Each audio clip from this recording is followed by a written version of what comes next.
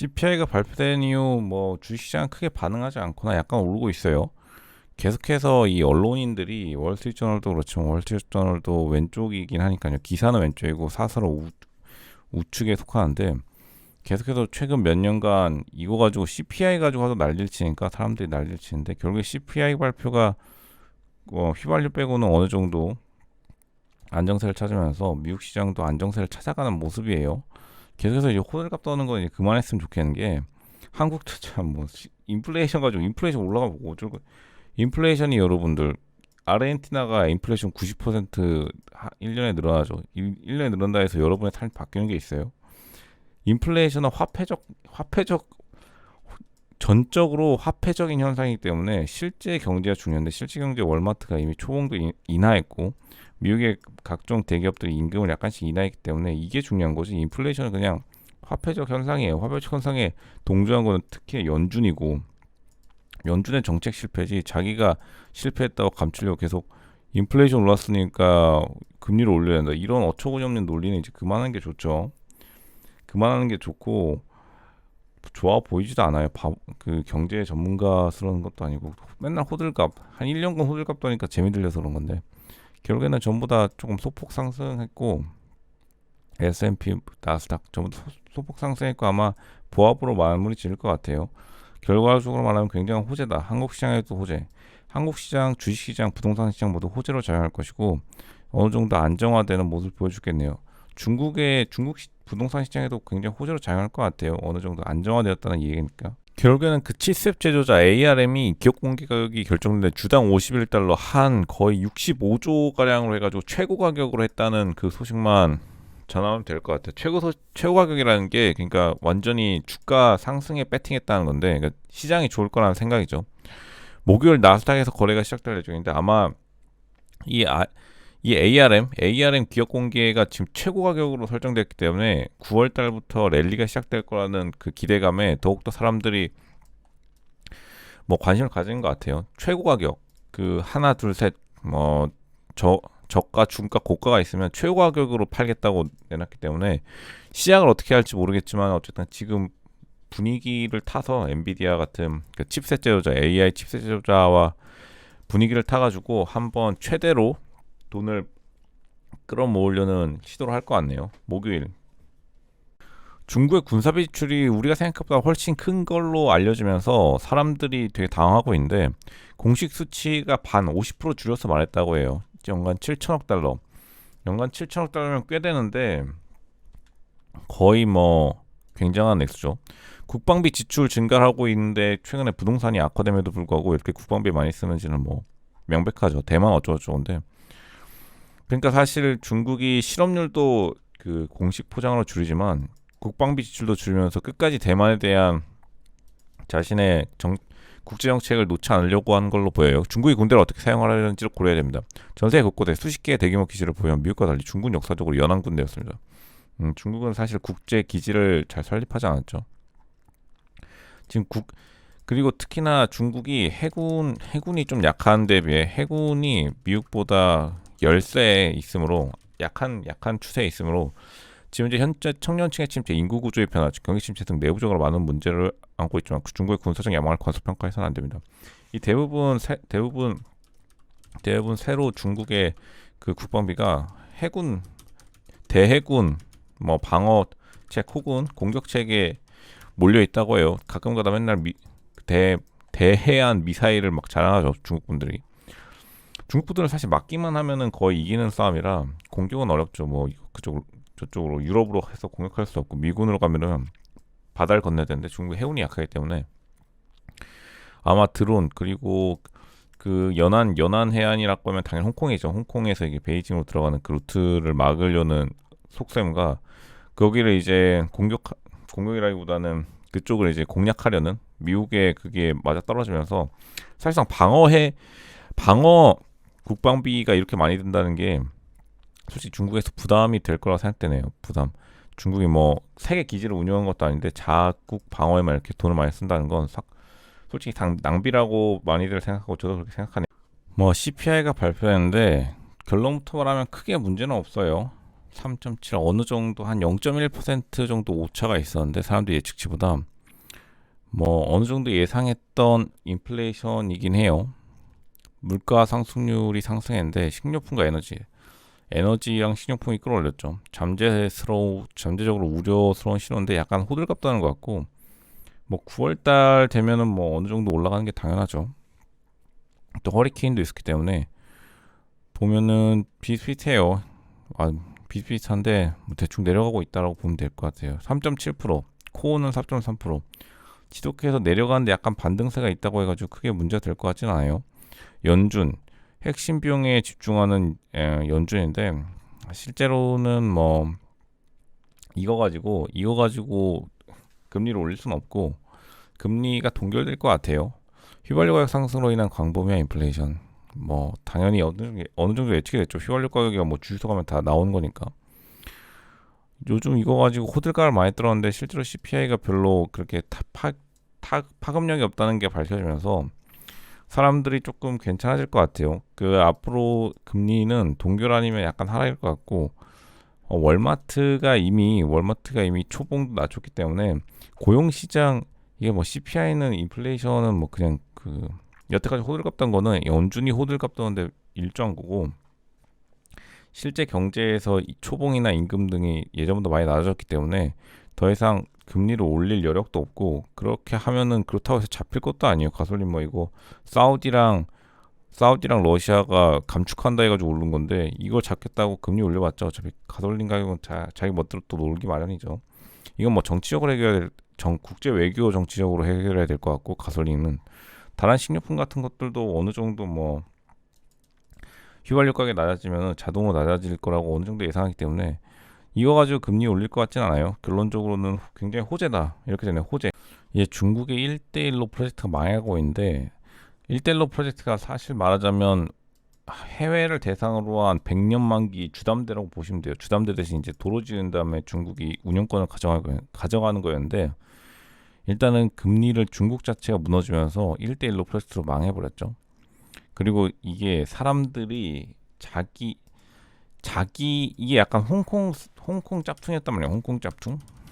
홍콩이 어떻게 했냐면 홍콩이 100년 만기로 중국을 빌려갔잖아요. 홍콩을 빌려갔잖아요. 그 여기에 약간 열등감이 있었는지 또 웃긴 게 1대1로 프로젝트가 100년 만기를 다 상징적으로 내서서 100년 만기.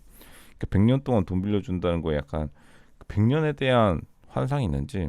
근데 이제 뭐 중국도 이 돈 빌려줄 상황이 아니니까 지금 하락하고 있는데 작은 프로젝트 더 큰 야망 중국이 작고 아름다운 프로젝트로 전환하고 있단 말입니다. 작고 아름다운 일단 작은 게 중국의 사이즈 중국의 그 체면에 굉장히 송산시키는 거기 때문에 이걸 할 일은 없고 법적 전통을 존중하는 방식에 대해 더 많은 이야기를 나눌 것으로 예상할 수 있습니다. 중국은 향후 몇 년 동안 외국 철도에 더 적은 자금을 지원할 수 있습니다. 규범과 표준을 설정하는 데 있어 중국의 야망은 글로벌화되고 있습니다. 그리고 이게 더 문제가 뭐냐면 1대1로 프로젝트가 2017년 중국의 최고점에서도 사람들 말이 나왔던 게 뭐냐면 더 웃긴 게 철도 깔잖아요. 실크로드 철도. 근데 그때 2017년 당시에도 중국 한창 잘 나왔을 때 비행기가 더 쌌기 때문에 사람들 철도 깔았는데 비행기를 더 많이 사용했어요. 요즘에는 비행기 배송이 더 싸기 때문에 사람들이 무거운 것도 비행기로 날라버린단 말이야. 그러니까 이제 중국이 철도 어디다 쓰냐. 철도 쓸 데가 없죠. 솔직히 말하면 철도 뭐 너무 뻔한데 이제 군사적 목적이었죠. 군사적 목적.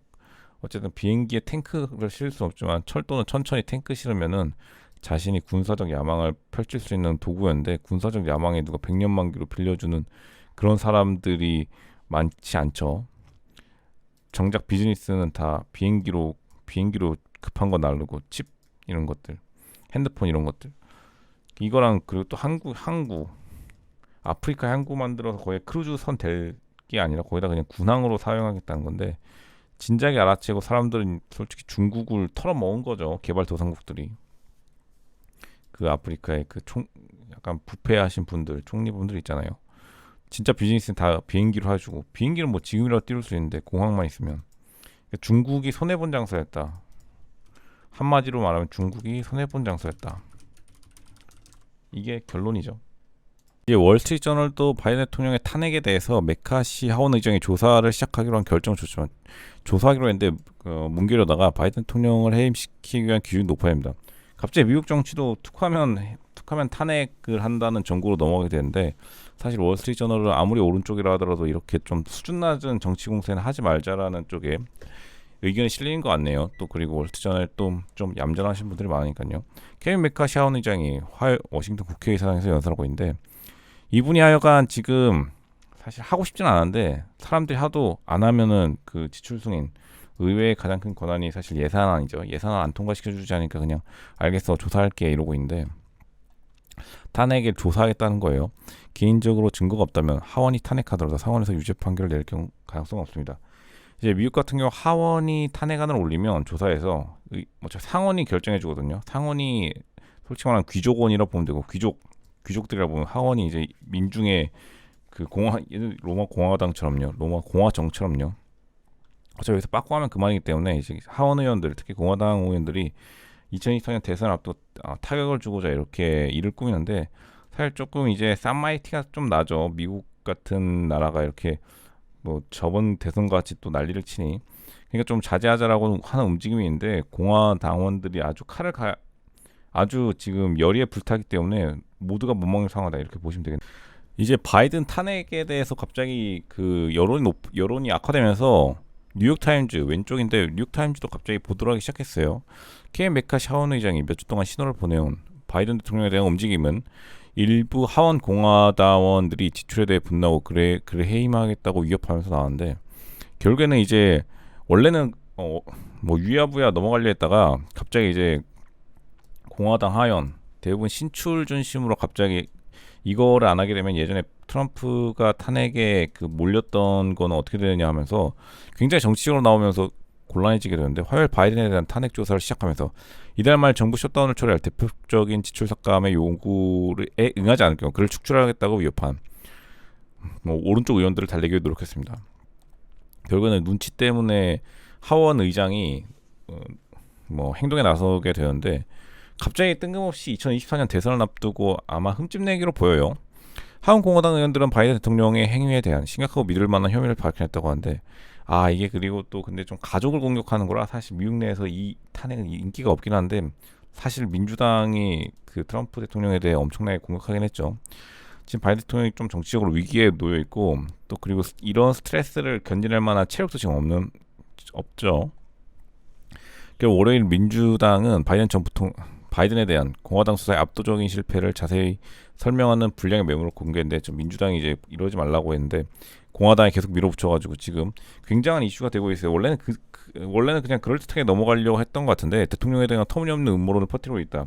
근데 그 증거가 좀 발견되긴 했어요. 사실 지금 수면 위로는 안 나오지만 증거가 발견됐다는 걸 다 알고 있기 때문에 아마 사람들이 지금 치고받고 논쟁에 참여하고 있고 댓글을 봐도 사실 그렇게 또 옹호적이진 않아요. 미국인들은 43세보다 더 어린 대통령 선출한 적이 없는데 미국 역사상 43세라는 것도 대단하죠. 사실 38세 비백 라마스와미의 기회가 있을까요? 다음 대선이 한 42니까요. 이번에는 못할 것 같긴 한데 전 생명공학 기업가 이분이 2017년에 처음 생명공학에 투자해서 엄청나게 돈을 번 다음에 이번에 나온 것 같아요. 경험 부족으로 조사에 증명 당신이 했거든. 이제 늘 말한 거죠. 핵미사일에 대통령이 접근할 수 있으니까. 근데 제 생각에는 말은 잘하는데 그 대만 문제, 중국에 대해 이분이 너무 심하게 반중해. 너무 심하게 감정적으로 반중. 한마디로 반중국 감정을 가지고 있어서 한국 사람들도 깜짝 놀랄 거예요. 이분 연설 들으면. 사람들에게 인기는 끄는데 조금 애매해요. 말은 잘해요. 당신의 젊음과 경험 부족은 외교 정책을 잘못할 때 더 큰 문제가 될 것입니다. 기부자는 라마스와미 후보에게 말했습니다. 핏 부티제지 37세 때 민주당 후보 저번에 나왔었죠. 2020년에 이분이 맥킨지 출신이라는데 이분이 말을 약간 못했어요. 비백의 라마스와미가 이분보다 말 잘했고 앤드루 양은 42세 이분이 좀 인기가 많았죠. 이분이 인기 많았는데 조금 요즘 조용한 거 아쉽고 보편적 소득으로 유명했죠. 2020년에 비백 라마스와미가 이제 다음 이제 슈퍼스타 자리를 차지하고 있는데 근데 인도분이 생각보다 별로 그 너무 중국에 감정적이더라고요. 다시 한번 말씀드리지만 말은 잘하는데 그것만 아니었으면 이번에 잘하면 부통령까지 했을 수도 있었을 텐데 조금 많이 갉아먹었다. 특히나 또 상대방이 하필이면 그 여성 유엔 니키 헤일리였기 때문에 유엔 외교관이랑 비교하면 더욱더 초라해 보였죠. 당신이 저를 설득했습니다. 정치적 경험은 공직을 맡는 것 같아 합니다. 공직도 안 맡았고 정치적 경험도 없고 성공한 거는 투자 성공으로 수억 달러를 벌었다는 점 그것뿐입니다. 김정은 위원장과 블라디미르 푸틴이 우주공항장 보스토프 배틀그라운드에서 나왔던 보스토치니 우주비행장에서 나왔는데 주요 우주공항에서 모스크바까지 갔네요. 두 독재자가 우정과 군사적 관계 강화를 약속한 정상회담을 개최합니다. 굉장히 멀리 갔네요. 블라디보스토크가 아니었고 두 나라 지도자들은 군사적 관계를 강화하기 위한 노력을 했습니다. 4년 만에 처음으로 해외 순방에 나선 김 위원장은 모스크바까지 호화 방탄 열차를 타고 아무르주 달 착륙 역사 모스크바 굉장히 또 여기 조금 선정적인 그게 여기인데 우주기지에 있는데 푸틴과 김정은 미국은 이미 바이든 행정부가 일본 및 한국과 군사적 파트너십을 강화하면서 서로 전략적 개선에 이르러 더 긴밀한 러시아와 북한의 관계를 고려하고 있다고 미국 평화연구소는 말하는데 우주 개척자를 배출한 러시아 연구는 결코 잊혀지지 않을 것이라고 적었습니다. 왜 우주 비행장으로 했는지가 참 문제인데 왜 하필이면 우주 비행장 최근에 그 러시아가 달 탐사인다 약간 실패했거든요. 그리고 아마 그 북한을 좀 띄워주려는 의도도 있는 것 같아요. 북한이 미사일 기술은 꽤 괜찮으니까 띄워주려는 의도인데 아마 기술 강국 어쩌고저쩌고 하면서 슬쩍슬쩍 또 탄약 뭐라고 하면 그게 아니라 우리 기술 로켓 기술에다가 그냥 그 위성 대신에 거기 대충 TNT 넣으면은 탄도미사일 되는 거죠. 그렇게 조금 둘러대려고 하는 것 같은데 굉장히 또 정치적인 만남이 모스크바에서 이루어져서 사람들의 생각보다 훨씬 더 높은 수준의 단계가 이루어지는 것 같아요. 굉장히 멀리 간 거거든요. 모스크바까지 간 거면. 블라디보스톡에서만 머물지 않고 모스크바까지 갔다는 거 보니까 지금 또 추가적인 아마 경제적이나 정치적 협력 발표가 나지 않을까 이렇게 다들 예상하는 분위기. 일단 애플 아이폰 가격 전략이 좀 문제가 되는 게 뭐냐면 미국에서도 약간 문제지만 한국에서는 더 문제인 게 환율을 1,400원으로 맞춰놨어요. 그렇기 때문에 근데 이게 애플이 11월 달 정도에 한국은 좀 늦게 출시되니까 그 1,400원을 맞춰놨는데 환율 1,400원 기준으로 맞춰놔서 굉장히 좀 비싸 지금 한 1,400원 기준으로 출시 예정 가격을 매겨놨는데 참고로 애플은 환율 낮아지면 그때그때 바꾸는 편이에요. 잘 바꾸는 편. 근데 출시 가격이 1,400원이면 최근에 또 한국 원화가 강해지면서 약간 손해 보는 기분이죠. 1,300원대 유지하고 있는데 좀 비싸게 산다 이렇게 생각하고 있기 때문에 문제가 되는데 미국 같은 경우에는 어느 정도 다 납득이 가는 가격이라고 다 생각하고 있어요. 보시면 알겠죠. 영롱한 티타늄 마감이 되게 예쁘다. 사람들이 막 사진 찍고 있죠. 가격 인상이 전혀 아니라는 생각이 있는데 아이폰에 대한 소비자의 지출은 점점 더 커지고 있죠. 프로 출시 이후에 빵 뛰었죠.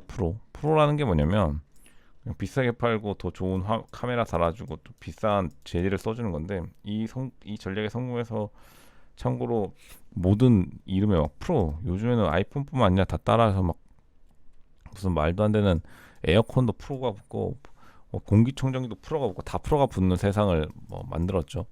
근데 색깔은 굉장히 멋있긴 하더라고요. 어쨌든 간에 한국이 1,400원으로 환율이 나와서 지금 대부분 사람들이 당황해하고 있는데 또 모르죠. 연말에 가는데 막상 환율이 올라가면은 1,400원 가까이 올라가면 사람들이 또 싸다 느껴질 수 있겠죠. 이제 애플이 USB-C, 아이폰 15가 아이폰 15 및 프로가 USB-C 포트 충전 단자를 갤럭시 같은 걸 바꿔서 중요한 이유가 뭐냐면 근데 중요한 이유라기보다는 사실 촉발된 이유 자체는 유로피언 유니언이 유럽 연합이 바꾸라고 해서 바꾼 건데 사실 그 아이패드는 이미 쓰고 있었죠. 그리고 충전 단자 자체가 USB-C가 훨씬 더 높은 그 충전 전류를 보낼 수 있는 걸로 유명했기 때문에 바꾼 것 같은데 아니면 업그레이드를 했어야 되니까요. 어쨌든 USB-C가 근데 늘 좋은 거는 아닌데 사람들이 또 바꾸자고 하면 바꾸는 거죠. 모든 가젯 어느 정도는 되는 것 같은데 사실 근데 이어폰은 아직 그 애플 8핀으로 유지되는 것 같은데 애플 사실 근데 이게 조금 애플에게 수리비 증가는 이슈는 있을 것 같아요. 이게 생각보다 잘 부러지거든요. USB-C 포트가. 생각보다 이게 이슈가 많은 만큼 얼마나 사람들이 이거를 덜 부러뜨릴지 봐야 돼요. 이게 이게 원래 애플이 여기 이게 단점이 라이트닝 케이블의 장점이 생각보다 기계에 충격을 안 준다는 건데 USB-C는 기계 여기 가운데 부분 여기 부러지는 단점이 있죠. 아마 이것 때문에 그 AS 이슈가 다시 한번 또 많이 생길 것이다 이렇게 파악이 되네요. 이제 하다 인도도 반도체 하겠다고 나서는데 모디 총리가 인도를 칩재료 강국으로 만들고 싶어 하는데 인도 정부는 중국에 대한 의존도를 낮추고자 하는 세계 열망을 포착하고 광활한 공터에 전체 반도체 생태계를 구축하기 위해 수십억 달러를 지원하고 있습니다. 수십억 달러라고 말이 비싸 보이지만 그래봤자 한 뭐 5, 6조죠. 5, 6조로 될 것 같. 삼성전자를 이길 것 같으면 사실 저도 뭐 은행에서 빌려서 하죠. 삼성전자 CEO. 인도 기술부 장관까지 나서는데 보시면 여기다가 뭘 지을 수 있을지 참 막막하죠 벌써. 그리고 반도체 공장이 가시는 분은 알겠지만 물이 엄청 필요해요. 물을 엄청 쓴다고요. 물이 막 연기가 팍팍 피어나요. 가면 물을 엄청 끌어당기는데 이 보시면 여기 물이 어디 있어? 물이 없잖아요. 물이 없어. 인도가 물이 풍부한 나라 아니기 때문에 전 세계 민간 기업을 부지는 좋아 보여요. 평지라서. 근데 물이 있어야 되고 물 끌어오려면 한참 걸려요. 실제 칩 제작은 완전히 다른 도전이고 그리고 또 칩 제조가 아니라 패키징 해야 되는데 사람들의 생각보다 인력들이 성실해야 되거든요. 그 한국의 반도체 공장이 성공했던 이유가 한국 사람들이 성실하고 첫 번째 성실하고 두 번째 약간 정직해요. 한국 사람들이 뭐 사기공화국이라고 하는데 그거 해외 나가 보면 소매치기 한번 당해 보면 한국 사람들이 사랑스러워지는 날이 올 거예요. 그만큼 사람들이 막 칩 막 훔쳐가고 이러면 안 된단 말이에요. 그 공장 들어와가지고. 근데 한국은 그렇지는 않죠. 그러니까 인도가 지금 이 공장 짓는다 하더라도 하이닉스 가서 지어준다 하더라도 사람들이 뭐 고장내거나 부셔뜨리면 그 한 대당 100억, 200억짜리 장비 뭐 잘못 누르거나 아니 거기다가 휴대폰 충전기 꽂다가 그 터져버리면 난리 나는 거죠. 이게 2015년부터 실행된 프로젝트라는데 마이크론은 이제 마지막에 다 칩을 제작하는 기보다는 다 조립하는 공장이고 임시시설 요거 만드는데 벌써 3조가 들었다는데 대박이긴 하죠. 대박. 마이크론 한국에서는 그렇게 또 인지도가 한 보통 수준인 한참 멀었고 또 반도체 공장 하기엔 굉장히 어렵다. 메이드 인 인디아 제품 보신 분 있나요? 저는 없어요. 이제 방금 11분 전에 올라온 건데 캘리포니아의 그 자동차 전문 기자들 그러니까 일반인들 그러니까 자동차 기사들도 상온천도체의 얘기를 쓰면서 리마게 하이퍼카는 이제 모르시는 분들은 있으시겠지만 이게 최근에 부가티 그 슈퍼카 브랜드랑 협업한 그 전기차 슈퍼카 브랜드인데 그리고 일론 머스크 되게 좋은 단어들 옆에 상온천도체를 했어요. LK99를 이제 보시면은 이 전기차 같은 자동차 기사 업계에서 이 초온도체에 관심을 가지는 거죠. 당연히 그 전기 배터리 어쩌고저쩌고 해서 미래의 전기차에 있을 차세대 신기술에서 타원 초온도체를 찾고 싶다는 건데 결국에는 갑자기 또 일반인이라기보다는 산업계, 차 산업계도 있고 뭐 핵융합 산업계도 있지만 산업계에서 관심을 급증하고 있다는 게 지금 방금 20분 전에 계속해서 올라오면서 캘리포니아의 일반인들 또한 상온천도체에 관심을 가지고 있다. 그리고 캘리포니아가 아시겠지만 뭐 애플 같은 신기술의 고향이죠. 그렇기 때문에 굉장히 또 긍정적인 분위기로 가고 있다라고 판단이 되네요. 이제 이코노미스트는 도널드 트럼프를 정치만이 막을 수 있다는데 이게 하나가 다 말해주죠. 코끼리는 이제 공화당의 상징이고 트럼프 대통령이 이제 법을 중시하지 않는데 원래 비즈니스맨이 사실 법이랑 다르죠. 법률가랑 기업가랑 좀 많이 달라요. 법대랑 경영대랑 굉장히 달라요. 성격이 생각보다.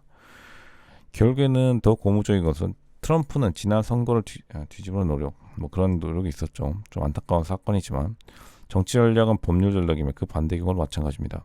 공화당 후보 지명을 놓고 트럼프의 강력한 경쟁자 중 일부는 기소가 트럼프의 대통령직에 북적하는 걸 보여준다고 말했습니다. 펜스 부통령 뭐 어쩌고저쩌고 펜스 부통령 아실 거예요. 말이 많은데 저분들도 공화당원들은 많은 민주당원들과 마찬가지로 법제로 결국 트럼프를 막을 수 있기를 바라는 실수를 저지르고 있습니다. 법이 사실 막을 수는 없죠. 법이 정치를 막을 수 있다?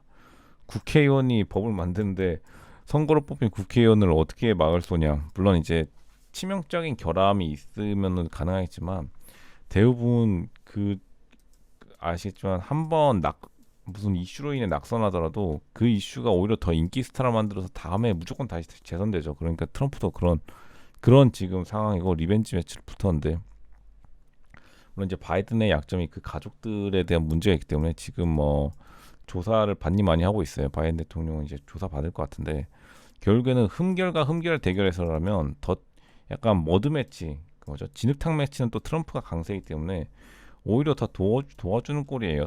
진흙탕 매치로 가면 갈수록 오히려 이럴 때 미국 민주당이 그 여성 대통령을 이때 좀 쓰면 좋을 것 같은데 사실 인물이 없죠, 인물이. 전문가들은 일부 기억력 감퇴는 뇌 기능의 정상적인 부분이라고 말합니다. 최근 슈퍼마켓에 있었는데 한 여성이 제 쪽으로 달려왔습니다. 제니씨 그녀가 말해서 잘 지냈어요? 나는 웃었다. 나중에 읽었죠. 이름 뭐였죠? 그녀가 수다를 떨면서 저는 기억이 떠오르기를 바라며 조용히 알파벳을 외웠습니다. 이름이 기억 안 나는 건 근데 솔직히 제 생각에는 관심이 조금 약간 부족했다 생각이 돼요. 저도 가끔씩 이름 생각 안 나는데 그냥 아무 멍 때리고 있다가 하면 당연히 기억이 안 나죠. 일시적으로 이름에 공백이 생기거나 항목이 잘못 배치되는 것은 정상입니다. 근데 이게 SNS를 쓰면 조금 괜찮아지더라고요. SNS를 쓰면 제 생각에는 그래도 사람들 이름을 계속 보니까 때로는 의사의 진찰이 필요할 수도 있습니다. 근데 진찰 받아봤자 자기가 노력해야죠. 자기가 계속해서 뭐 SNS로 사람들을 확인하거나 카카오톡으로 확인하는 노력이 필요하고 수면 과학자들 이건 뭐 수면 과학자는 기억력 상실까지는 뭐 너무 드라마 같고 일상생활에 지장을 받는다고 느껴진다면 의사의 진찰을 받도록 약속을 잡으라고 컬럼비아대 신경과 교수이자 잊어버리기. 근데 잊어버리는 게 약간 건강에 좋을 수도 있어요. 괜히 나쁜 기억만 계속 생각날 바에야 뇌 전문가들과 이야기를 나누고 나니 안심이 되었습니다. 친구의 이름은 알고 보니 에리카였기 때문에 몇 초 동안 가짜 인식을 하면 되었습니다. 앞으로 뭐 명찰 그래서 그 아시겠지만 회의 같은데 컨퍼런스 가면 명찰을 꼭 가슴에 달고 다니는 게 중요해요. 없으면은 자기가 이름을 써가지고 달고 다니거나 아니면은 먼저 페이스북, 인스타그램 추천 기능을 해가지고 어색한 상황을 빨리빨리 돌파해내야. 월스트리트저널이 바이든 나이로 사람들이 그 공격하니까 80세. 근데 바이든 대통령이 나이가 문제가 아니라 같은 80세라도 관리 잘하는 사람이랑 다르죠. 바이든 대통령 관리를 못해가지고 약해 보이는 거지. 바이든이 다시 출마하기에는 너무 늙었을까? 우리는 그의 정확한 생일에 태어난 사람들에게 물었습니다. 아니 바이든 지지하는 건 알겠는데 1942년에 태어난 미국의 절반이 아직 생존해 있으며 이들 중 상당수는 직장을 포함한 바쁜 삶 살고 있죠 당연히. 저희 참고로 할아버지들도 아주 건강하세요. 근데 바이든보다 더 에너지가 넘치세요. 스모친스키는 자신과 대통령이 80세가 되면 확실히 내리막을 걷게 되는 한계점에 도달했다고 말했습니다. 뭐 그런 분도 있고 계속해서 활발하게 움직이시는 분도 있고 동시에 일부는 건강 문제와 불안한 수면을 언급하며 나이가 들어감에 따라 정기적인 알림을 받는다는 사실을 인정했습니다. 그렇죠. 우리는 모두 어느 정도 쇠퇴한 건 맞는데 바이든은 우연한 순간에 삶이 펼쳐진 침묵 세대의 일부입니다. 침묵 세대라고 할 수도 있고요. 왜냐하면 1942년에 태어났으면 황금 세대로 뭘로 정의해야 하냐면 1920년대부터 1930년대를 미국의 황금 세대라고 정의해요. 이분들이 이제 노르망디 상륙한 영웅적인 세대고 그 다음 세대는 솔직히 2차 대전 때 좀 애기들이었죠. 권력과 부를 축적할 수 있습니다. 전후 세대에 태어난 사람들과 비교할 수 없을 정도로. 딱 근데 돈은 많이 벌었죠. 왜냐하면 그 1950년대 승전 이후로 폭발적으로 성장했으니까요. 미국도 육군병원의 정형외과 과장 즐거운 나날을 보내셨는데 건강관리 가장 중요하죠. 나이가 들수록 바이든은 종종 미국 역사에서 노동계급이 편안한 삶을 누릴 수 있었던 시기를 애틋하게 회상합니다. 그는 또래 사람들은 오늘과 같은 일을 할 수 없을 것이라고 말합니다. 옛날엔 그랬죠. 열심히 일만 해도 집 대저택을 사고 가족들 막 5명씩 낳고 그리고 그 아내는 집에서 일하는 그런 시절이 있었죠. 심슨. 이제 글로벌 민주주의가 후퇴되고 있다고 이코노미스트가 계속해서 사설을 쓰는데 분석 결과 최근 몇 년간 거버넌스에 대한 두 가지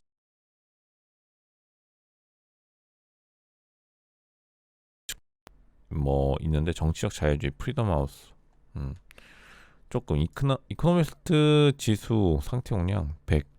그러니까 대부분의 기관들이 좀 낮았다고 생각하고 있고 2010년대 초반부터 정치학자들은 세계의 민주주의 건전성에 대해 점점 더 암울한 전망을 내놓고 있습니다. 데이터베이스의 국은 앵그램에 따르면 미국, 브라질, 헝가리, 필리핀, 튀니지, 터키 등의 다양한 지역에서 정치적 경쟁이나 시민권의 세태를 사용되는 민주주의 후퇴라는 용어는 2010년에 비해 2019년에 6.4m 자유책에 등장했습니다.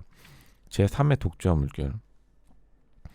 물론 이제 어느 정도 우리가 왜 이렇게 특정 시기에 떨어졌는지는 다들 알고 있죠. 생각보다 사람들이 뭐 변명되면서 막 그 자유를 침해하는 게 되게 많아졌죠.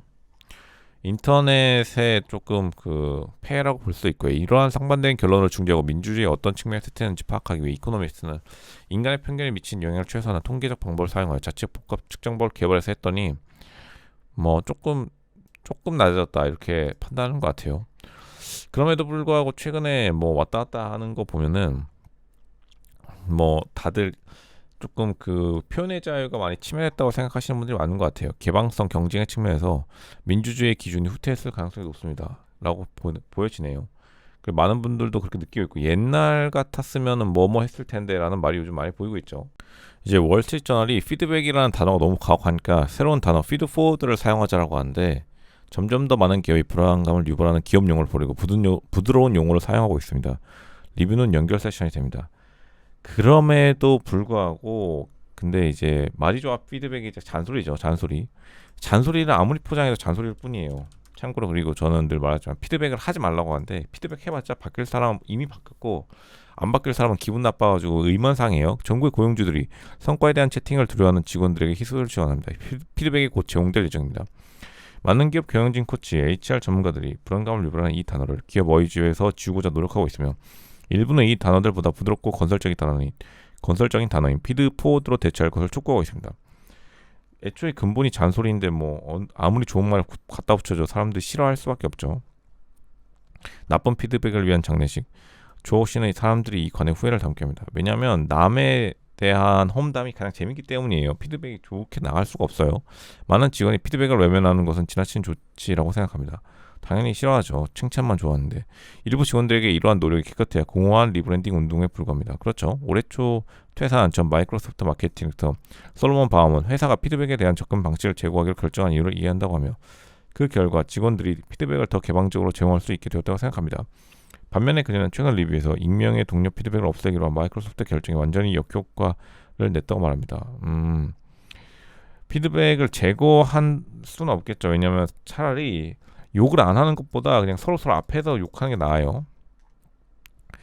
오히려 고개를 닫을 수 있다고 말하고 요즘 피드백을 받을 때마다 새로운 접근 방식을 취합니다. 다음 단계 즉 어떻게 하면 더 나아지는 생각해보세요. 근데 이제 피드백이 좋은 것도 당연히 있겠지만 대부분의 사람들이 감정이 섞여가지고 욕을 하기 때문에 회사에서 그리고 마음에 안 드는 걸 그렇게 먼저 말하죠. 뭐 다른 사람의 발전 위해 자기가 힘을 쓰는 게 없기 때문에 당연히 욕이 될 수밖에 없고 피드백을 다 싫어하는데 그럼에도 불구하고 진짜 도움이 된다면 스스로 어느 정도 알고 있죠. 근데 못할 가능성이 높기 때문에 피드백은 앞으로도 인기가 계속 없을 수밖에 없다 이렇게 생각되네요. 아이폰 15 프로 맥스 애플 오늘 새벽에 공개되는데 가격이 인상됐긴 했는데 티타늄을 사용해가지고 이제 좋은 소재를 사용해서 좀 가격 인상을 상쇄해보려는 노력이 있었어요. 사람들이 아이폰에 더 많은 비용을 지불하도록 유도하는 전략에 더욱 박차를 가고 있는데 아이폰 프로 맥스는 뭐 $100 한 12만 원 정도 올랐겠네요. 아이폰 프로. 하지만 이번에 조금 티타늄 플러스 여러 가지 고급 소재를 넣음으로써 많이 차별화를 하려고 노력을 한 것 같아요. USB-C 포트가 탑재된 아이폰 15, 애플워치 시리즈 9, 9월 10일 애플 이벤트에서 공개되는 모든 것. 더 많은 소비자들이 프로 제품군을 구매하도록 유도한 덕분에 애플의 매출은 계속 상승하고 있습니다. 프로 제품 라인이 애플 매출 상승에 굉장한 플러스임과 동시에 기업 이미지 개선에서도 되게 영향을 많이 미쳤죠. 전 세계 사람들이 다 프로 거리니까 돈도 많이 벌고요. 지금 시장 조사 업체 IDC의 부사장 프란시스코 제로니모는 아이폰 15 기본 모델의 카메라가 아이폰 14의 1200만 화소 카메라에서 4800만 화소로 크게 개선되어 구형 휴대폰을 업그레이드할 수 있는 이제 계기를 제공한다고 하는데 이번에 스펙이 많이 업그레이드된 만큼 작년과 비슷한 1억 5천만 대 새 아이폰을 판매할 것을 예상하지만 조금 더 잘 팔리지 않을까 이렇게 생각도 되네요. 브리티시 페트롤륨 하여간 그 글로벌 정유회사 CEO 버나드 루니 이분이 이분이 경영을 되게 잘하셨는데 과거 동료와의 관계로 사임했는데 이게 뭐 스캔들인지 뭔지는 모르겠어요. 공개는 안 하는데 이분이 뭐 연예인 분들하고 많이 노신 걸로 알고 있는데 뭐 굳이 동료들이랑 선임 과정에서 이사회는 후보자들에게 회사 미래 전략에 대한 비전을 제시하도록 했습니다. 투자자들 사이에서도 루니가 새로운 길을 개척할 수 있는 강력한 인물로 여겨졌고 49세 되게 그 성과가 되게 좋았어요. 주가도 많이 올랐고 비고일의 기록적인 수익 기간에도 여전히 견고했지만 경쟁사에 지쳤고 재생에너지의 장기적인 약속보다는 단기적으로 더 나은 수익을 선호한다는 신호를 보냈습니다. 단기적인 상승. 단기적인 상승으로 지금 많은 또 이익을 끌어올렸는데 갑자기 자기가 사임한다고 하니까 BP는 이전에도 갑작스러운 경영진 교체를 겪은 적이 있습니다. 1년의 거래를 통해 글로벌 강자를 키우는 데 큰 책임을 지고 있던 당시 CEO 존 브라운은 언론이 되게 또 생각보다 보수적인 곳인가 봐요. 정유사들이. 그 해외라고 해서 무조건 또 모든 스캔들로부터 자유롭지 않고 약간 도덕과 윤리적 관점을 되게 또 보여주는 사례라고 볼 수 있네요. 해외도 사임했다고 하니까 이제 정유업계가 조금 주가가 하락하는 모습을 보여주고 있네요. 이제 미국 영화나 드라마를 보면 미국인들 어디에서 어울리는지 알 수 있죠. 레스토랑 딱 보면은 막 앉아가지고 바 같은 데도 그렇고 일반 레스토랑에서도 마구 그 사회적 교류가 일어나는 모습을 볼 수 있죠. 비트말 정통적이진 않은 이 토스카나 레스토랑은 전 미국인이 좋아하는 곳입니다. 다들 모여가지고 막 이야기하는 공간이요. 사람들로 하여금 sit-down 레스토랑, 영화 같은 데서 보는 다 같이 앉는 레스토랑, 갑자기 막 그 다음에 장면이 발생하는데 그리고 신기하게 주유소가 2위긴 하네요. 주유소도 영화에 많이 나오죠. 미국이 점점 더 불평등해지고 종교가 줄어들면서 부자와 가난한 사람은 서로에게 점점 더 낯선 존재가 되었습니다. 뭐 그럴 수 있죠. 서로 만나고 싶어 하지 않니.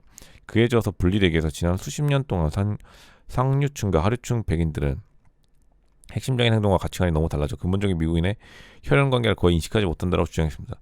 미국인 간들 사이에 이제 그 경제 격차에 따른 소통이 잘 안 된다는 거죠. 체인 레스토랑이 계획을 평준화하는 데 역할을 한다면 정책 위반자들이 이를 포용할 것을 기대할 수 있습니다. 체인 레스토랑 예전 방식의 미국 영화 같은. 그럼에도 불구하고 미국인들은 한 번에 한 가지씩 성공에 박차를 가하고 있습니다. 미국 사회의 붕괴를 가장 걱정하는 사람들은 체인 레스토랑을 응원해야 됩니다. 이코노미스트는 영국지인데 영국 사람들도 사실 이러한 분위기를 뭐 좋아하나 봐요. 부러워하는 게 있겠죠. 왜냐면 또 그 미디어 같은 데서 이런 분위기를 많이 보았으니까 지금 이렇게 하면서 한국도 예전에 어디서였죠? 예전 어린 애들은 놀이터에 가면 사람들이 다 있었다고 해서 놀이터를 또 그리워하시는 분들이 많더라고요. 놀이터 문화가 이제 미국에서는 체인 레스토랑 문화 이렇게 보면 이제 한국에도 미슐랭 가이드가 유행인데 미슐랭에 탐나는 별에는 약간의 대가가 따릅니다. 레스토랑 가이드의 세계가 새로운 장소로 확장됨에 따라 에어비앤비는 해당 지역의 비용을 지원해달라고 요청하고 있습니다. 그리고 일부 셰프들은 이 영예가 식당 보츠폰의 세계를 조종하는 것이 아닌가 우려하고 있습니다. 미슐랭 가이드가 이제 캘리포니아의 미쉐린 스타 발표식에서 미쉐린 글로벌 시장 진출과 호스피탈리티 이제 호텔 비즈니스 파트너십을 빠르게 확장하고 있습니다. 이게 돈만 주면 뭐 되는 것도 있는데 어쨌든 간 인증서로 타이어는 안 만들고 미쉐린 타이어도 괜찮죠. 타이어 안 만들고 이 비즈니스 그러니까 새로운 음식 비즈니스 미쉐린이 먹방하면 좋을 것 같은데 오로라에서 레스토랑 아네트를 운영하는 글로버 씨는 미쉐린이 전국으로 진출하는 것을 보았지만 콜로라도가 그 다음이 될 것이라고 생각하지 못했습니다. 미국에는 아직까지 미쉐린이 그렇게 유명하다기보다 동부 지역, 뉴욕 지역에서만 세련된 사람들이 했는데 이제 콜로라도 생각보다 약간 촌동네로 들어가는 거죠. 요리 리더 중 한 명인 그녀는 지난해 제임스 비어드 재단에서 산악 지역 최고의 요리사로 선정되었습니다. 그녀의 레스토랑은 덴버 지역 최고의 레스토랑 목록에 잘 등장하는데 이제 미쉐린한테 돈 좀 줘서 협력을 하면 근데 더 그 매출이 튀는 건 있으니까요. 그리고 덴버 관광청은 미쉐린의 돈을 지불하고 등재했지만 오로라 관광청은 그러지 않았습니다. 자신의 지역 주가 그 협약을 안 맺으셨구나. 오로라에 위치했네.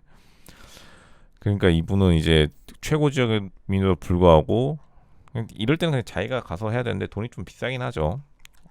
얼마였지? 프랑스 타이어 제조업체가 소유한 미쉐린 가이드는 파인 다이닝 분야에서 세계에서 가장 널리 인정받는 권위 있는 레스토랑 평가사입니다. 그렇죠. 입장료가 가격 얼마죠? 미쉐린 가이드 미슐랭 3스타. 근데 원조 3스타가 아니라 요즘 빅그루망 뭐 그런 것도 많으니까요. 보시면은 60만 달러? 비싸구나. 로스앤젤레스, 와, 뮤직 캘리포니아 관광청이 미쉐린에 60만 달러 지불했대요. 2019년에. 얼마죠 그러면? 7억인 8억? 8억? 이거 1년마다 갱신해야 되는 거 아닌가? 8억을 내야지 그 지역에, 미국 같은 경우에는 주정부가 그 돈을 지불해야지 이제 달아주시는 거야. 근데 사실 그럴 만도 한 게 그 가이드 발행하는 게 돈이 좀 들죠. 콜로라도 지역에서 이제 사람들이 이게 번져 나가면서 미쉐린에 대해서 좀 조금 뭐 신경 쓰시겠죠. 변화한 취향. 2020년에 첫 미쉐린 스타를 획득한 플로리다에서도, 아, 플로리다가 미쉐린 스타가 좀 늦었구나, 비슷한 상황이 벌어졌습니다. 2주의 가이드는 주미 시 관광에서 150만 달러? 2022년에 150만 달러면 20억을 플로리다 주에서 쏴줬다네요. 미쉐린에 스타를 등재하기 위해서. 이거 완전히 구독 서비스 중에 꿀이구먼. 근데 1년마다 또 갱신해야 될 테니까요. 최근 몇 년 동안 미슐랭은 브랜드 인지도를 넓히고 이미지를 개선해야 된다는 압박을 받으면서 여러 가지 새로운 영예와 상을 도입했습니다. 그린스타 이런 것도 있구나. 너무 많아지니까 원래 그 미슐랭 스타에 대한 개념이 좀 약간 희박해지는 건 있어요. 뭐 온갖 게 다 있더라고요. 미슐랭도 검증 추적, 그리고 예전의 기억들, 특히나 일본이나 한국에서 가장 유명한데, 하지만 이번 일을 계기로 모두가 더 나아지고 모험적이게 되길 바랍니다. 아직도 많은 셰프가 이상을 바랄 자격이 없다. 조금 너무 가혹한데, 근데 서로 경쟁하면서도 미슐랭이 또 파인다이닝 혹은 맛집 소개 서로 잘 작용하는 건 있어요. 합리적인 가격으로 좀 승부를 볼 생각을 해야. 이제 중국이 금융망뿐만 아니라 터미네이터처럼 전력망에 막 전입해가지고 사람들의 해커 활동을 하고 있는데, APT-41로 통칭되는 중국의 사이버 스파이들이 느슨한 연결고리는 지난 10년 동안 중국 관련된 가장 뻔뻔한 해킹 계획을 수행한 것으로 유명합니다. 중국 분들이 온갖 행동을 다 하는데, 특히나 해커분들의 활동에 사람들이 왔다 갔다 하는 것 같아요. 예전에는 뭐 해킹당하면 다 북한 소행이라 한 적도 있는데, 실제로 이번에 중국의 점조직으로 되어 있는 중요한 국가 기반 시설을 공격하는데 여러 가지 이유가 있습니다. 하지만 그 이유 중 하나가 파괴적인 역량을 보유하기 위한 것이지 아닌지 항상 생각해 봐야 됩니다. 그들이 그것을 사용할 것이라고 말하는 것은 아니지만, 긴장이 고조되는 버튼을 당연히 누를 수 있겠죠. 전력망을 무슨 뭐 특별한 공격물 없이 바로 내릴 수 있다면 그것만큼 강한 무기가 없겠죠. 예전에 그 뭐죠? 한국에도 유명했던 게 바이러스 아니라 그 붙잡는 거, 돈 줘야 풀어준다는 거에 LG도 뭐 대기업들도 당한 적이 있을 만큼 유명한 사례인데, 그게 뭐 북한인지 중국인지 아니면 미국일 수도, 한국 사람일 수도 있고요. 누군지는 모르겠지만 그들이 계속 접근을 유지하고 있으므로 아마도 다시 그곳으로 돌아갈 것입니다. 여기서 가장 중요한 요소는 방아쇠를 당길 때까지 목표물을 계속 주시할 수 있는 능력입니다. 정보전의 역량이 가장 중요해지면서 사람들이 정보 보안에 대한 관심이 또 금융시장에서도 느껴지더라고요. 정보 보안 업체들이 또 인기를 끌고 있는 그러한 또 글로벌 트렌드에 있는 것 같아요. 이코노미스트가 대기업을 이기고 있는 용감한 기업들을 만나보라고 했는데, 근데 가민 드롭박스, 한국 입장에서 이것도 대기업인데, 진짜 대기업을 이제 애플 같은 걸로 뭐 상정하면 말할 수도 없고요. 제 생각에 이미 충분히 대기업이다. 이 지금 언급된 것들이 엄청나게 대기업들인데, 이 사람들의 욕심은 끝이 없으니까요. 어디를 대기업이라고 할지도 애매한데, 지금 가민 드롭박스, 빅테크 분들은 계속 커지고 있는데, 올해 들어 알파벳, 구글이죠, 아마존, 애플, 메타, 마이크로소프트 등 미국 5대 디지털 대기업의 시장 가치는 약 9조 달러로 엄청나죠. 절반으로 치솟았습니다. 50%가 상승했는데 4분의 1에 해당하는 수치가 이 5개, 그리고 7개까지 합치면 거의 뭐 70%. 5개 기업은 지수 내 모든 기술 기업의 매출이 연구 개발 지출의 거의 60%를 차지하며 인공지능 혁명의 주요 승자가 될 것으로 널리 예상됩니다. 알파벳, 아마존, 애플, 메타, 마이크로소프트요. 가민이나 드롭박스 같은 경우는 상대적으로 저 대기업보다는 작은데 사실 엄청나게 많이 쓰이고 있고 한국에서도 굉장히 유명하죠. 니치 프로덕트라고 해야 될지 모르겠는데 이걸 니치 마켓? 이거를 뭐 소수 마켓이라 하기엔 너무나 대기업인데, 뭐 대기업 소수 마켓이라 할 수 있죠. 틈새 시장을 찾는 것만으로 대기업들에게 도전자들에게 성공을 보장할 수 없죠. 당연히. 예전에 한국에서 블루오션이 유행했는데 블루오션 고집하기보단 약간 레드오션에서 성공하는 게 한국도 미국도 다 성공의 지름길이었어요. 너무 블루오션이면 그 고기가 없기 때문에 굶을 수도 있다.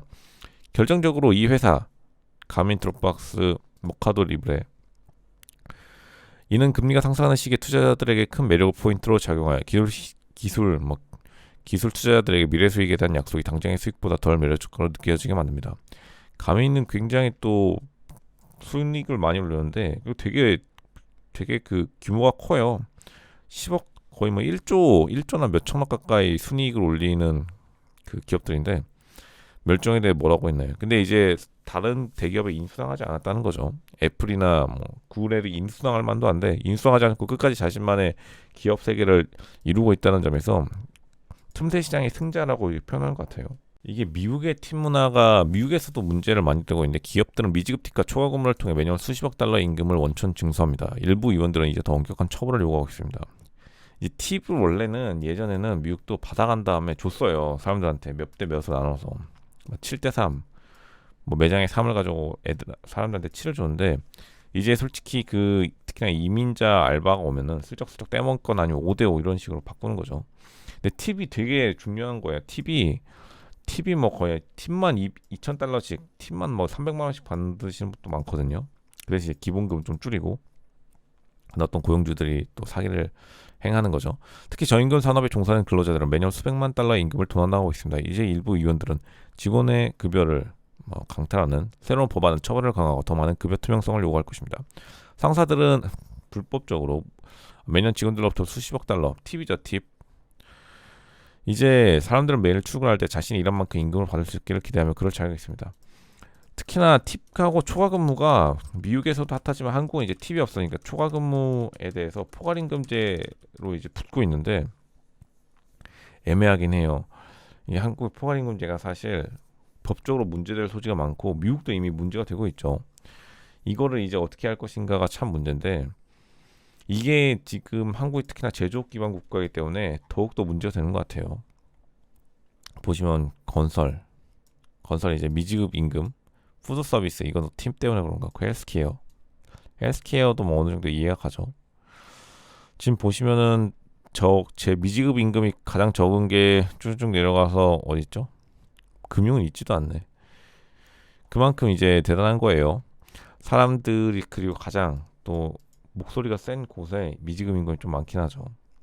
여력이 안 되는 경우가 많으니까요.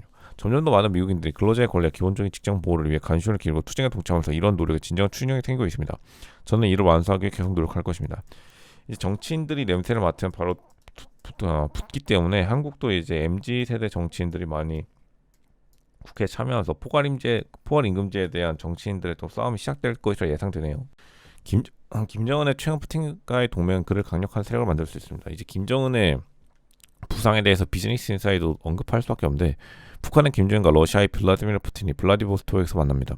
푸틴은 우크라이나의 탄약 부족으로 인해 정상회담에서 무기거래를 모색할 가능성이 높습니다. 하지만 김 위원장은 중요한 양보를 얻어낼 위치에 있을 것입니다.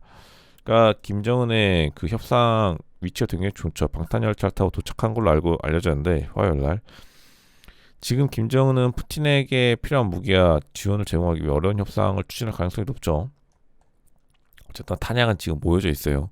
어떤 분은 북한의 탄약 품질이 어떨까 생각하는데 근데 예전부터 탄약 공장이 오랫동안 있었기 때문에 나름대로 북한 그 탄약이 굉장히 잘 작동할 거라고 생각하는 것 같아요. 푸틴은 북한을 강화함으로써 북한을 띄워준다고 하더라고요. 최근에 북한이랑 이제 파트너십 맺기 전에 러시아 그 내부 기자들에게 북한도 좋은 국가라는 거를 좀 심어주려 하는 거죠. 탈냉전 세계의 종말과 블록 정신의 복귀는 이러한 종류의 재편성을 촉진하는 경향이 있습니다. 탈냉전 시기에 새로운 또 블록화가 이루어지고 있고 보면은 1950년대 초 동북아시아의 행복한 시기 오랜 왕국 중국 그러니까 중국과 북한과 러시아의 관계가 조금 새로 재편될 것이라는 그런 관측이 많네요. 미국 은행들은 굉장히 튼실해 보이지만 굉장히 리스크가 많은 사업도 하는데 은행들이 위험성이 높은 핫 예금 빠른 예금에 1조 2천억 달러를 쏟아붓고 있는데 중기 예치금은 전년 대비 86% 증가했으며 규제 당국의 우려가 커지고 있습니다. 빠르게 순환하는 예금인데 중개예금 이는 잘 알려지지 않았지만 현재 규제 당국의 주목을 받고 있는 고가의 은행업계 상품입니다. 작년 이맘때만 하더라도 솔트레이크의 본사를 둔 이 은행의 중개예금은 거의 없었는데 지금 폭발적으로 늘어나고 있어요. 중개예금을 양날의 검으로 느끼는데 은행이 대차 대조표를 개선하는 빠르고 쉬운 방법이 될 수 있고, 이러한 고객을 유치하기 위해 다른 수수료와 함께 더 높은 이자율을 지불해야 되기 때문에 예금이 더 비싸죠. 충성도가 높지 않고, 그러니까 빠른 진짜 그 상품 특판 상품이라 보면 될 것 같은데, 중개예금 말 그대로 중개예금이고 제3자 브로커를 통해 은행의 고수익 정기예금을 투자할 고객을 찾을 수 있습니다.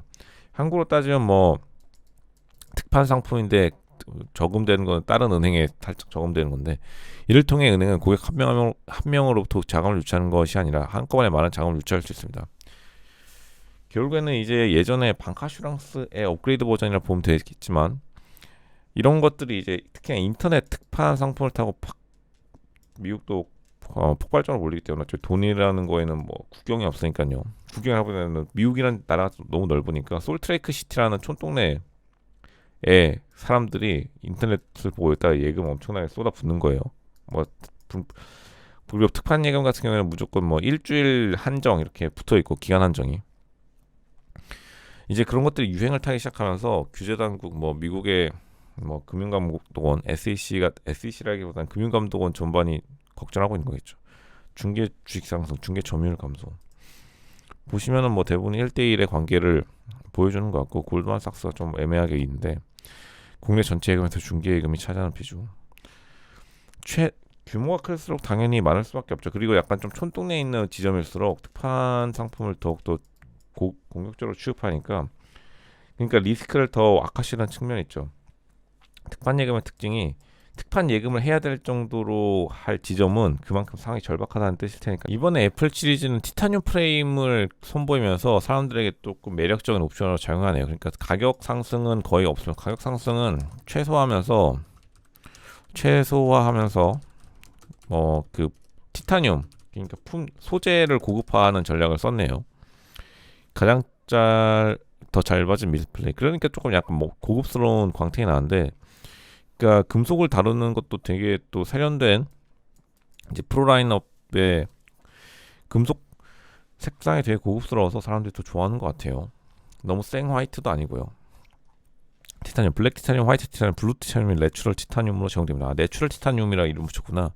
되게 자연스러운 것 같고, 뭐 대부분 카메라 업그레이드와 USB-C 타입이 대부분 주를 이루지만, 뭐 칩셋도 당연히 개선됐기 때문에 더 좋은 성능을 보여주겠죠. 이번에 조금 힘을 쏟는 모습이 확실히 나네요. 아이폰 15로 다시 한번 최대 매출을 찍겠다는 애플의 또 정성이 보이는 만큼 사람들이 이러한 점에 좀 크게 동요하는 것 같아요. 그리고 애플워치 울트라도 2가 발표됐다는데, 그 원래 티타늄을 여기다 먼저 쓴 다음에 그 아이폰 메인 라인으로 적용하는 게 좀 좋은 전략인 것 같아요. 이제 중동이 부자 국가로 올라서면서 중동의 이미지를 바꾸고 싶어 하는데, 안정성과 개발한 매력적인 공식이란 이전에도 시도된 적이 있습니다. 사실 일본 같은 이미지를 좀 가지고 싶은 거죠. 예전처럼 막 폭탄 쏘고 그런 게 아니라. 그리고 또 야자수 뭐 이런 것도 있고요. 멋진 모습. 두바이가 이미지 개선에 참 많은 도움을 줬고, 이번에 사우디아라비아가 뭐 축구 선수를 많이 영입하면서 이미지 개선에 노력을 쏟고 있다, 이렇게 보여지는데, 생각보다 중동 국가들이 일본 그리고 한국을 되게 좋아하는 이유도 그런 개발과 안정성, 안정된 사회라는 점이 참 많은 그 매력을 불러일으키는 것 같아요. 특히나 중동 국가들의 리더들에게. 뭐 안정 싫어하시는 분들 아무도 없으니까요. 보시면은 지금 로그인되고 있는 이코노미스트가 개발 가능성으로 인해 투자금을 계속해서 끌어오고 이제 석유로부터 좀 탈피하고 싶어하는 모습을 계속 보이지만, 전 세계 인구의 6%를 차지하지만 중동은 경제 생산량은 4%에 불과하고 대부분 산유국으로 밀어붙이고 있죠. 하지만 이제 석유가 에너지 시장에서 두 번째 전환의 중심에 있기 때문에 언제 좀 끝날지 모르는 것에 대해서 계속해서 바꾸고 싶어하고, 무슨 네옴시티니 뭐니 하는 것도 이제 미래 세계의 안정성과 개발, 부동산의 잠재력을 보여주고 싶어하는 건데, 이제부터 시작이죠. 더 많은 비즈니스를 할 수 있습니다. 중동 내 무역은 중동 내 GDP 2.9%에 불과한 반면 이유 내 무역은 22%에 달합니다. 그러니까 중동이 글로벌화를 시도하고 있는데, 사실 조금 이전에 부정적 이미지들이 많이 발목을 붙잡고 있는 것 같아요. 발목을 붙잡고 있다. 중동에. 이걸 좀 개선하려면 서로 사이좋게 지내는 게 중요할 것 같아요. 예전에 너무나 뭐 지금도 사막하면은 그 미군 생각하시는 분이 많기 때문에 이런 걸 좀 개선해야 될 필요가 있겠죠. 이제 개인들이 미국 국채를 엄청나게 매입하면서 한국에도 개인 매수율이 한 16배 늘어났다고요. 예전에 국채 시장에 관심이 없던 분들이 이제 간단하게 핸드폰으로 살 수 있게 되면서 미국 국채를 충분히 확보할 수 없을 만큼 미국 국채가 인기 만점이 되어버렸어요. 그래서 4.4%대 미국 금리 가만히 있으면 4%가 굴러 들어온다는 것은 뭐 매력적이죠. 지난 3개월 동안에만 1조 달러가 넘는 신규 국채를 매입했습니다. 소규모 투자자들이 미국 단기 채권 시장에 점점 더 많이 뛰어들고 있음을 시사합니다. 사는 게 엄청 간단해졌으니까요. 재무부가 단기 국채를 시장에 쏟아내면서 투자자들이 미국 국채를 사들이기 위해 분주하게 움직이고 있습니다. 수익률이 5%를 넘어들면서 소액 투자자들이 점점 시장에 뛰어들고 있고 살려 해도 살 수가 없다는 거죠. 지난해 연준이 채권 매입을 중단하고 대차 대조표를 축소하면서 다른 시장의 플레이어가 그 여력을 메우면서 채권에 대한 수요가 강세를 보이고 있습니다. 파는 족족 매진이 되니 슬슬 이제 금리가 이제 어느 정도 높다는 신호겠죠. 사람들이 채권의 금리를 이렇게 많이 산다는 거는 채권만큼 금리가 이제 그만큼 매력적이라는 건데 슬슬 이제 이러한 뭐 시장의 반응들이 연준도 이제 알아차렸겠죠. 계속해서 손해 보면서 팔 수는 없는 노릇이니까요. 금리를 좀 내리겠죠. 일론 머스크 이야기가 많은데 이제 자서전이 하나 출판되면서 일론 머스크는 첫 사업 시작할 때부터 수면 부족에 시달리는 워커홀릭이었습니다. 그가 엄격한 리턴 투 오피스 이제 사무실 복귀 의무를 지지하는 것은 당연한 일입니다. 이렇게 하네요. 1995년부터 워커홀릭이었고 그리고 특히나 제조업 기반의 워커홀릭이었다는 게 사실 IT 분들에게 약간 반발을 사는 것 같아요. IT랑 완전 다르죠. 제조업이랑은. 억만장자에 대한 새로운 바이오그래피 전기 자서전은 사무실에서 자유 잠을 자는 그의 습관을 자세히 설명합니다. 일에 대한 집착. 1995년부터 이제 대학생 때 창업을 해서 지금까지 올라온 거죠. 일과 삶의 균형을 중시하는 태도. 그러니까 사무실에 그냥 자버리는 거죠. 수면 부족에 시달리며 쉬지 않고 일하는 문화. 일론 머스크. 코딩에 지쳐 책상 밑에서 예전에 코딩을 이렇게 하셨구나. 코딩 밑에서 책상 밑에서 잠을 청하는 밤이 많았기 때문에 가구가 없는 상태로 남아있었다. 베개나 침낭이 없었다. 가끔 아침에 고객 미팅이 있으면 집에 가서 샤워하라고 말해야 했습니다. 휴가도 없이 하루 종일 밤새도록 쉬지 않고 일했으며 다른 사람들도 그렇게 하기를 기대했습니다. 그러니까 제조업 분야에서 이 비용 절감, 제조업의 특징이 비용 절감과 또 뭐죠? 그 완성품, 제품 향상 이 두 개가 포커스인데 이 두 개를 하기 위해서 그 24시간 일했다는 건 유명한 일화인데 그러니까 일론 머스크의 이러한 제조업 특징이 그 대부분 IT 중심인 미국 분들에게 가장 충격을 당하는 것 같아요. 한국에서는 솔직히 이렇게 일하시는 분들 많죠. 뭐 현대자동차나 그냥 포스코 이런 데에서.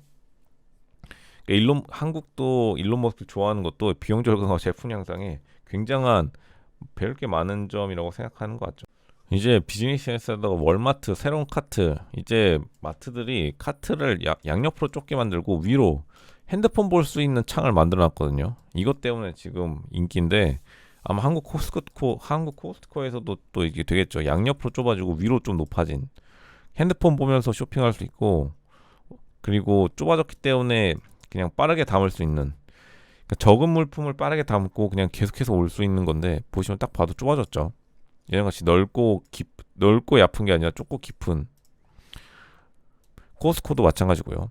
특히나 이 핸드폰 놓을 수 있는 공간을 되게 웃긴데 왜냐하면 사람들이 여기 이제 예전에는 들고 다녔으니까 그리고 이게 전반적으로 높아지면서 사람들이 구부리지 않고 예전에 구부리고 다녔죠. 이렇게 기대고 구부리지 않고 서가지고 모든 걸 해결할 수 있는 것에 좀 초점을 맞췄다 해요. 사람들이 카트의 기존 그리고 애들 앉히기 기능은 여기 앞에 달려 있어서 애들도 안 치고 그러니까 최근에 카트 또한 사람들의 눈높이에 맞추는 것 같아요. 눈높이라기보다는 이제 사람들의 바뀐 라이프 스타일 핸드폰을 놓고 다닐 수 있는 카트가 이제 다시 발명되면서 사람들이 또 이거에 월마트와 코스트코인데 이거에 또 반응하고 있는 모습을 보여주네요. 이제 많은 분들이 트럼프 대 바이든 대통령의 격돌을 더 악화될 수도 있다고 하는데 미국 사회에서 이미 미국이 그래도 균열에서 조금 벗어난 모습 보였는데 저번 대선 토론 모습이죠. 다음 대선이 지난 대선과 재대결이 될 수 있다는 사실은 여전히 믿기지 않을 정도로 어설프게 느껴집니다. 이제 리벤지 매치가 되니까 사람들이 관심이 높아지고 있는데 현대 미국 정치에서 이런 일은 매우 드물게 일어납니다. 사실 미국 정치에서 리벤지 매치가 일어난 적이 거의 없어요. 왜냐하면 또 나이 차이도 있고 예전에 좀 빨리빨리 돌아가셨기 때문에. 아이젠하워와 스티븐슨 두 후보가 연속으로 선거에 출마한 적 마지막이 1956년이었기 때문에 사람들로 하여금 이번 뭐 관심을 더욱더 가지게 하는데 바이든과 트럼프에 대해 호의적인 의견을 가진 유권자의 비율은 39% 동일했습니다. 거의 뭐 비등비등한 매치인데 우리처럼 바이든도 더 젊어지지 않습니다. 바이든이 조금 나이가 있는데 어차피 트럼프 나이가 있기 때문에 어떤 사람이 좀 더 좋은 토론장에서 모습을 보여줄지에 대해서 결정이 날 것 같고 마지막으로 경제입니다. 인플레이션이 하락하고 실업률이 낮은 수준을 유지하면서 연착륙했다는 기쁜 소식이 넘쳐나고 있는데 그러나 지난 18개월 동안 연방준비제도의 금리 긴축 영향은 아직도 완전히 사라지지 않고 나머지 세계는 약화되고 있습니다. 그리고 특이한 게 중국이나 러시아가 이제는 트럼프 시절을 좀 그리워할 정도로 미국이 금리를 올려서 이제 중국과 러시아를 견제한 건 많은데 자기는 좀 뭐 튼튼하니까 살아나가는데 다른 국가들은 뭐 완전히 경제가 박살이 나가지고 이번 리벤지 매치가 세계에도 굉장히 중요하고 전 유럽 연합의 미래를 어떻게 보면 결정할 수 있는 그 매치가 될 것이라 다들 예상하고 있는 이유가 있겠죠.